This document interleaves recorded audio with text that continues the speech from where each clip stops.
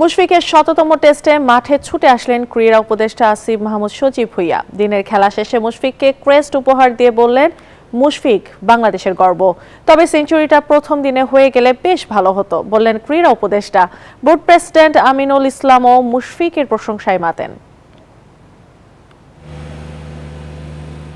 দেশের হয়ে প্রথম শততম টেস্ট খেলা মুশফিকুর রহিম, সাথে বিসিবির প্রেসিডেন্ট ও ক্রীড়া উপদেষ্টা খোশ গপ্পে মেতে প্রবেশ করলেন মিরপুরের সবুজ গালিচায়। এরপর বাংলার ক্রিকেটের এই নায়ককে সম্মানিত করলেন ক্রেস্ট উপহার দিয়ে।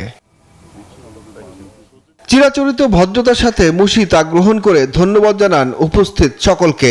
এরপরে গণমাধ্যমের সামনে দাঁড়িয়ে আসিফ মাহমুদ মাতলেন মুশির প্রশংসায়। কথা হচ্ছিল, বলছিলাম এটাই যে আপনি যখন মাঠে নামতেন তখন আমাদের মনে হতো যে এখন একটু বাংলাদেশ বোধহয় ভালো করবে। এই জন্যই তো এই নামটা দর্শকদের পক্ষ থেকে বা ফ্যানদের পক্ষ থেকে যে মিস্টার ডিপেন্ডেবল। বললেন সেঞ্চুরিটা দ্বিতীয় টেস্টের প্রথম দিনে হয়ে গেলে আরো একটু পূর্ণতা পেত টেস্টের সেঞ্চুরি করা মুশফিক।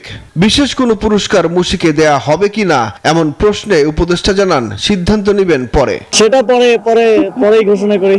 ওনার মধ্যে এখনো খেলা বাকি আছে এবং এটা শততম টেস্টে থামবে না, এটা সামনের দিকে আরো আগামী। আমিনুল ইসলাম বুলবুলও প্রশংসায় ভাসালেন মুশফিককে। আমরা ছোটবেলায় পত্রিকায় দেখতাম বিভিন্ন টেস্ট খেলুড়ে দেশের খেলোয়াড়রা 100 টেস্ট খেলছে, সেটা আমার ঘরের ছেলে মুশফিক প্রথম শততম টেস্ট খেলছে। তো আজকের দিনটা শুধুমাত্র টেস্ট ক্রিকেটের জন্য আমাদের জন্য একটা মাইল ফলক। জাতীয় দলের হয়ে 20 বছর সার্ভিস দেয়া মুশফিক গোটা বাংলাদেশের রোল মডেল বলেও আখ্যা দেন ক্রীড়া উপদেষ্টা ও বিসিবি প্রেসিডেন্ট। সুখন সরকার, নিউজ 24, ঢাকা।